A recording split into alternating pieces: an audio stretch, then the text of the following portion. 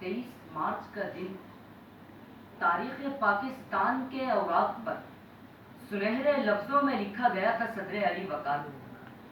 یہ وہی دن ہے جب بر صغیر کے مسلمانوں نے اپنے مستقبل کا فیصلہ کر کے علیحدہ وطن کا مطالبہ کیا.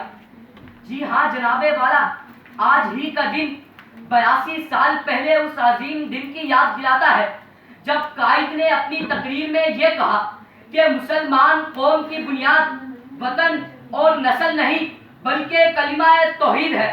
مسلمانوں نے یہ طے کیا کہ ہم اس علیحدہ وطن میں اللہ کا قانون نافذ کریں گے، جہاں ظلم نہیں ہوگا، جہاں کوئی بے کسی اور ناانصافی کا رونا نہیں روئے گا، جہاں کوئی مظلوم ظلم کی دہائی نہیں دے گا، جہاں قرآن و سنت پر مبنی حکومت اور معاشرے کا قیام ہوگا. کہ دیکھ نیا جہاں آباد ہونے کو ہے، پھر سے یہاں انقلاب آنے کو ہے، توڑ کر ظلم کی سب زنجیریں. دیکھ یہاں اسلام آنے کو ہے، دیکھ یہاں اسلام آنے کو ہے.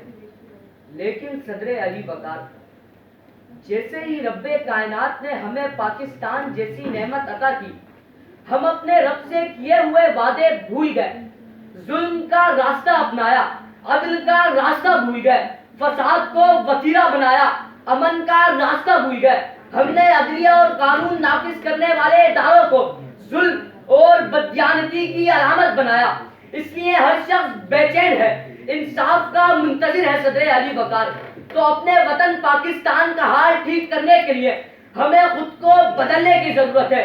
تو آئیے عزم نو کریں، قائد سے کیے ہوئے عہد کی تجدید کریں، اس ملک کو سنواریں، قرآن و سنت کی بہاریں لائیں، امن اور انصاف کا بول بالا کریں کہ اسلام کی بنیاد پہ یہ ملک بنا ہے، اسلام ہی اس ملک کا سامان بقا ہے.